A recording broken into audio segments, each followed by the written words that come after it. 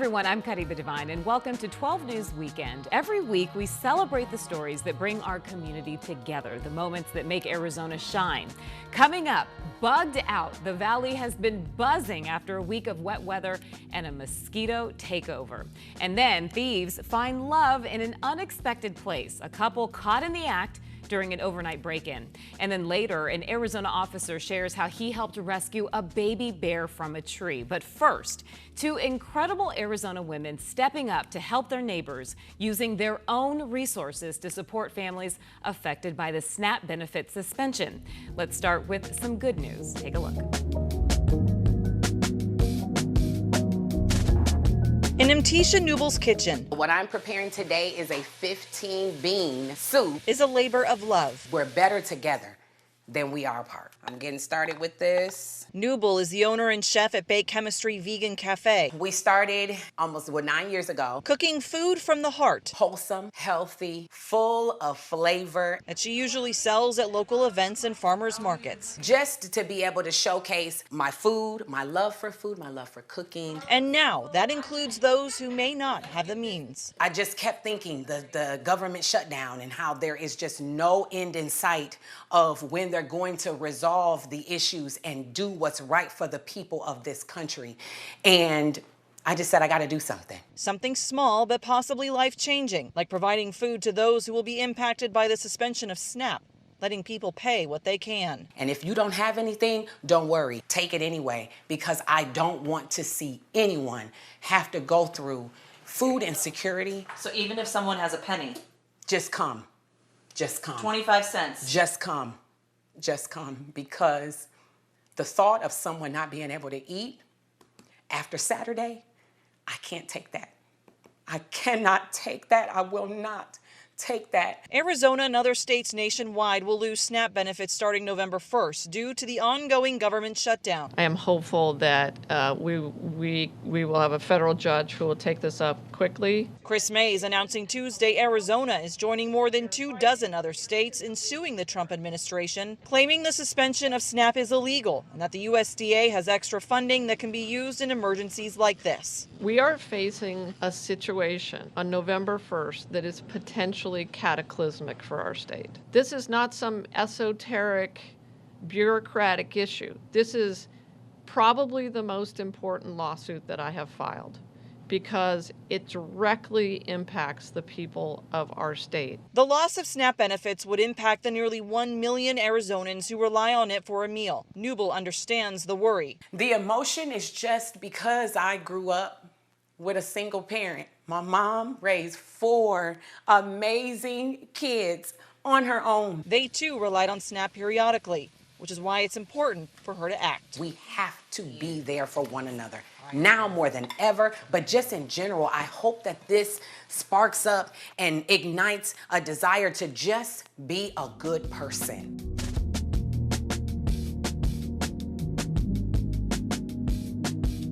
Candy or a snack? Go ahead. This Halloween isn't about candy for Lindsay Black. All by myself. I just noticed that a lot of people needed some food this year, and I can provide. She plans on handing out more than $200 worth of food to trick-or-treaters on Friday night. Having those pantry staples for those need-to-know times is the easiest way. It's something she had been planning on doing to help families with the cost of inflation, but then she learned many won't be getting the federal benefits they rely on. This means I need to help out extra. This is the time to do it. Come November 1st, SNAP funding, commonly known as food stamps, will freeze amid the government shutdown. The program helps about 1 in 8 Americans and nearly 1 million Arizonans buy groceries every month. Some governors have pledged to use state funds to cover the federal shortfall, but most states, including Arizona, don't have a contingency plan. I'm not sure what resources they're coming up with. We don't have those resources. Today, Republican Representative Walt Blackman called on Governor Katie Hobbs to declare a state of emergency and release state funds, saying in part, quote, families in Navajo County, Gila County, and across rural Arizona are already struggling. If Washington won't act, Arizona must be ready. Last Friday, Hobbs said she doesn't have any spare funds to give, instead counting on nonprofits to help fill the gap. Arizona doesn't have the capacity to backfill this. We've been very clear about that. Nonprofits are asking for help as they prepare for longer lines. The Arizona Food Bank Network Executive Vice President Terry Shoemaker says, quote, serving this many people through the Emergency Food Network is truly unimaginable. We've never seen it before. Candy. Go ahead. Black is just one person trying to help. My own family has been affected by the government shutdown before. I decided that I can be a part of this village this year. I'm very fortunate enough to be a part of this village this year. She hopes she can help provide at least one meal to a family who needs it. I just hope that their hearts and their stomachs are full, that they can think about at least for one night they have something to eat if they don't have anything at all.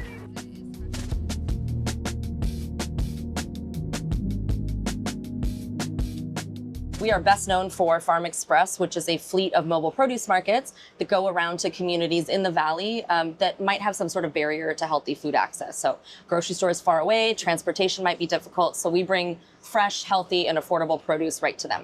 Like this former city bus. Like this former city bus, yeah. We sell everything at cost. So we don't mark up the cost of produce. So it's very affordable, but also very high quality. Same stuff you find at a grocery store, at your farmer's market, but we're bringing it right to you. If it gets too expensive, we just don't carry it. We want to make sure that the sticker shock doesn't turn people away. So now the governor has said we're going to put more money into, is it Food Bucks? It's called Food Bucks Now. What is it? It's a similar program to Double Up Food Bucks, which some folks may know.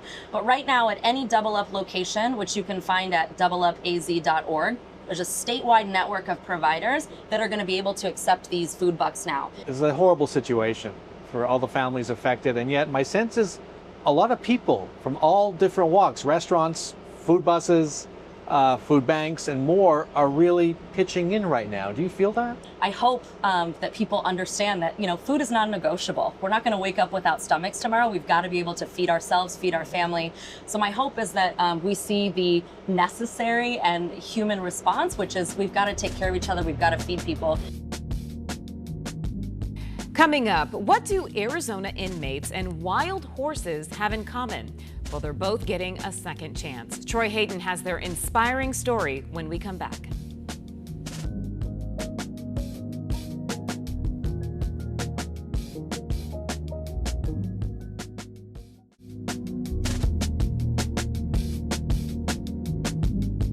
Okay. This isn't your typical horse training operation. He's young and he's stubborn at times.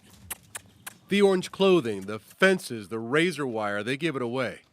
This is the Arizona Wild Horse and Burro program at the Florence Prison Complex. And here, the training goes both ways. It's a beautiful experience. It's been a beautiful experience for me, myself. The inmates calming these former wild horses, and in turn, the horses calming and bettering these men. In a real positive way. I mean, I've learned patience and self-respect, and You're dealing with something that's 1,200 pounds and it can kill you, And so you learn to connect with each other and be partners, be a team. Some of the times it's the first time an inmate has ever had the opportunity to have a success in doing something in their life and reaping that reward and realizing what they've done, and they get really close to their animal, and it may be the first thing they've ever in their life been able to break through that barrier and become close to that animal. I got to where I can get on, and then I've been riding ever since. These horses are taken off of public lands when their population balloons. Then they're brought here. Inmates will spend several months taking them from not wanting to be touched at all to being ready for trail riding. And it's not just horses out here. Burros are also part of this program. This is Coco, and Coco has been trained to pull this cart. So we're gonna go for a little ride. You ready? Yes, sir. All right, go Coco. Here we go. The public also gets to benefit from this program. These horses and burros are going up for adoption and auction, and there are deals to be had. A horse starts at $1,000, which is the $125 adoption fee, and then on top of that, it's going to be an $875 training fee. How much does a normal horse cost? Are these good deals? So a domestic horse, if you're looking for a trail riding horse, you're looking at probably about $5,000 to get a solid horse. So at $1,000, that's a heck of a deal. It is a deal, yes.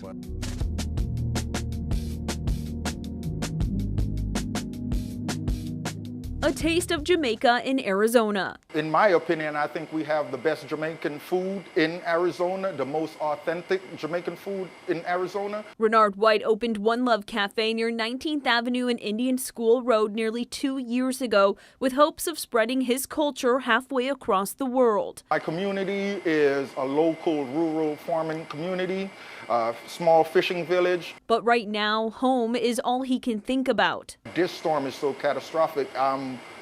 I can't even put in words what it means to not be there. White's hometown near St. Elizabeth Parish is now underwater and heavily damaged after Hurricane Melissa made landfall as a Category 5 storm on Tuesday. Where I'm from is probably going to be unrecognizable. His family sharing these videos of leveled homes and flooded roads. We have lost practically everything. I think everybody in my family, some way, somehow, is impacted by this storm. But now White is in the dark. He lost communication with relatives as officials report widespread fiber breaks and downed power lines. I'm just trying to cope and figure out a way to get in contact so I can know what's going on. As the eye of the storm moves toward Cuba, Jamaica shifts into recovery mode. Most of the houses that are impacted in the hurricane, most of these folks probably worked their whole lives to build these houses. All of White's time in the kitchen at One Love Cafe in Phoenix will make its way back home to Jamaica. The recovery is going to be very hard without outside assistance from local communities here. He tells me Jamaicans are resilient, but he hopes the rest of the world will also send love their way. Being that it's so catastrophic, everybody is willing to help the next person, and I think that is what it's going to take for them to actually recover here. In Phoenix, Gabriela Becerra, 12 News Today in AZ.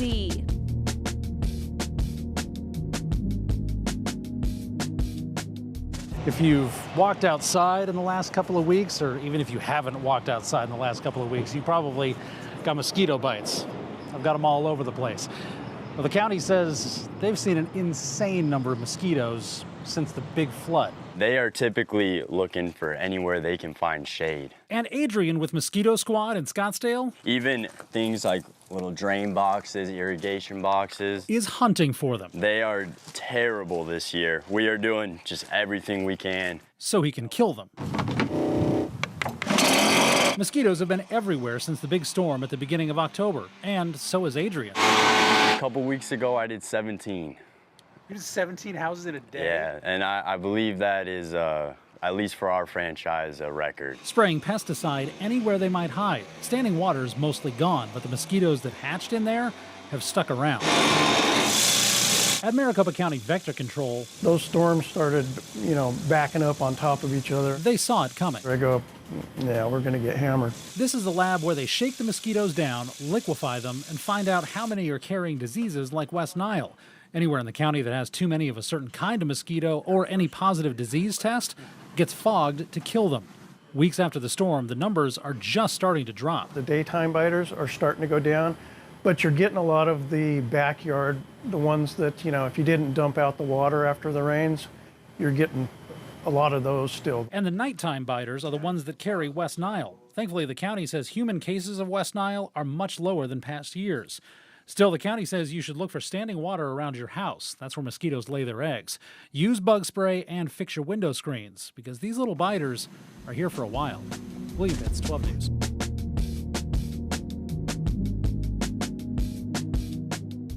So this here is agave. Places like Desert Refillery have offered a transformative space for me to grow my own business. Madeline Horn has been selling handcrafted vegan soaps at the Central Phoenix store for more than 3 years. This is my Northern Arizona inspired soap, so I'm not the only vendor that Tiffany holds space for here, and I just love that so much. She's talking about Tiffany Scoyan, who says more than 60% of Desert Refillery comes from small business vendors.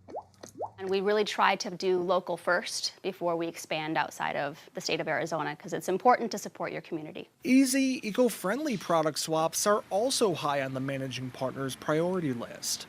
Our whole mission is to reduce single-use plastic. So instead of buying dish soap, for example, in another new plastic bottle and throwing it away, you can bring your bottle in and refill it. Scoyen says if every household in the valley refilled their dish soap, it would save 4 million bottles from the landfill every year.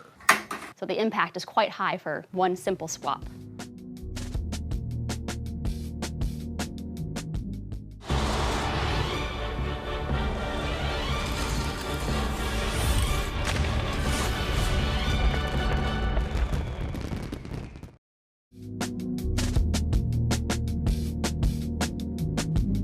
Love is in the air at Mon Cherie. A lot of celebrations, bachelorette parties. We were voted best bachelorette bar in Scottsdale, actually in all of Phoenix, so that's super exciting. But Saturday morning, the owner, Lexi Caliskin, checked her surveillance video to find a private act of love committed on her property overnight. They violated our roses, and we're just not okay with that. Caliskin says she only discovered the video after her Old Town Scottsdale restaurant was broken into and ransacked. They ripped this open, which broke the door right here. Caitlin Sorensen, a server at Mon Cherie, was the last to leave Friday night and the first to open Saturday morning. This one also completely broken and torn apart. After fooling around on the front patio, Caliscan accuses the couple of breaking in through the back door and stealing about $450 in cash, a bottle of liquor, and the host phone. With it being like a female business, that's definitely scary with people like coming into our establishment, especially when we're closed.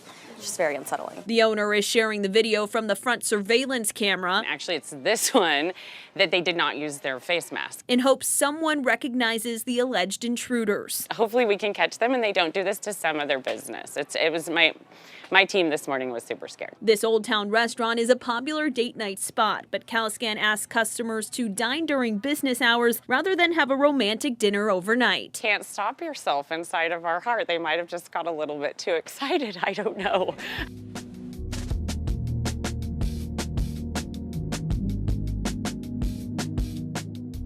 When you drive down the main road in Cave Creek, it's hard to miss Harold's Cave Creek Corral. It's been here for a very long time. This month marks 90 years. It would also be hard to miss this table full of friends inside Harold's. They're here every single morning. There's the breakfast favorites, the coffee, the conversation that sounds more like family. For them, this is a special group and a special place. There was a time when it was really the only restaurant and bar, and it's a place that we, Creekers, go where everybody knows our name.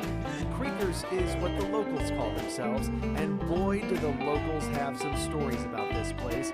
Actor Dick Van Dyke used to love to come in. He was known to hop up on the stage. Locals had no problem hopping on their horse and bringing it in the bar. And then there's the lions and tigers. Harold liked to take people in, and one of them was an old carnival man, or circus performer, lion tamer, and lion and tiger tamer, who lived in the back. And he had his wildlife with him. Harold thought at the time having lions and tigers on the property would help lure people in from faraway Phoenix. And let's talk about last call at the bar. Harold was known to pull out his gun to get his point across. But as you can see, when Harold would have last call, people would leave. You got separate bullet holes that he'd fire his gun on and hit the painting. Daniel Piacquadia owns Harold's now, but his dad bought it in the 1980s. Back when Cave Creek was so far from Phoenix, it was in another world. And when I came out here in '87, there was nothing from Tempe, basically, down Scottsdale Road to Cave Creek. I mean, it was past Bell, but there's nothing there. Things have filled in, and business has changed a lot. I remember in the summertime when I'd come help my dad, school was out, I'd open up the kitchen at 11 o'clock. I was one of the cooks, and I think we served 25 meals all day. And we had a total of 20 people on staff. And now, you know, we'll serve 1,000 meals sometimes, or even more, and have over 100 people on staff. So a lot of change and growth, but we've tried to keep it as it was in the beginning. In the beginning was 1935. Back then, the business was more of a beer stand. Construction workers building the Roosevelt and Bartlett dams would come here after work for music and drinks.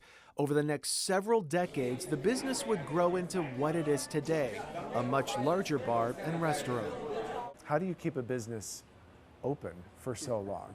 I mean, because there's a lot of businesses that they come and go very fast. Yeah, well, it's very challenging again though, but Harold's is something unique. 90 years, we have the history here. We just don't want to mess it up. But it goes back to keeping that good food, great entertainment, great team. When you come in here, you feel like you're part of a family. But the vision here is concerts, weddings, community events. New this year is an event center added to the back of the property for weddings and music.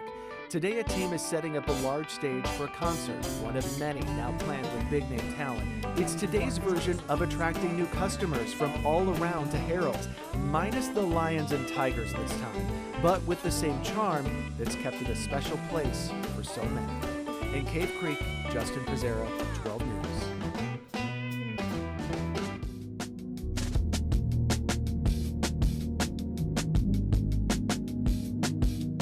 A fugitive from the high country on the loose in Pinal County. More than likely, the storms kind of brought him down here. A sighting was first reported at least a week ago. He's kind of just eluded us since. He's a little sneaky guy. And again a few days later. They're opportunists, they're omnivores. Could very well have been eating rabbits, could have been eating out of people's trash cans. So when a couple of sheriff deputies caught sight of him last Saturday night, they couldn't bear for him to get away. Some of them had lassos out and we weren't quite sure what they were chasing down, but then all of a sudden we just saw this bear run up the tree. And we were like, oh my God, there's a bear in the tree. The deputies called in backup. I'm kind of the Steve Irwin of the group. Deputy Ruben Quintana is no stranger to animal rescue calls, but even this one was out of his range. It's definitely a once-in-a-lifetime call. A bear cub hiding in a palm tree. He was moving his head around. He had the little ears poking and everything like that. Something out of a Disney movie. Eventually, Arizona Game and Fish tranquilized the bear and Queen Creek firefighters safely brought him down. Quintana got to hold the sleeping cub. I go to grab the bear from the fire department, and my hands kind of just sunk into the fur. Besides how he got here, there's one question on everyone's mind. We were kind of scouring around being like, oh, where's the mom? But Quintana says there's been no other bear sightings that he's aware of. He's fresh out on his own and just kind of enjoying the view and hanging out in the valley. The cub's rescuers named him Ted and even wanted to adopt him. I suggested that we should keep him as a narcotics bear. I think it would be way cooler than a narcotics dog. But they were forced to say goodbye, not without learning how to wrangle a bear. Nobody has an answer for a bear call, so we are going to be the subject matter experts whenever Pinal gets another bear. Officials tell us the bear is expected to be relocated to northern Arizona. In Pinal County, Gabriela Becerra, 12 News. Thanks everyone for watching, and a reminder, new episodes of 12 News Weekend premiere every Friday on 12+. You can also watch past episodes on the app. Don't forget to download 12+ on your Apple TV, Fire TV, and Roku, and you can watch for free. I'm Kadiva Devine. Have a fantastic rest of your weekend.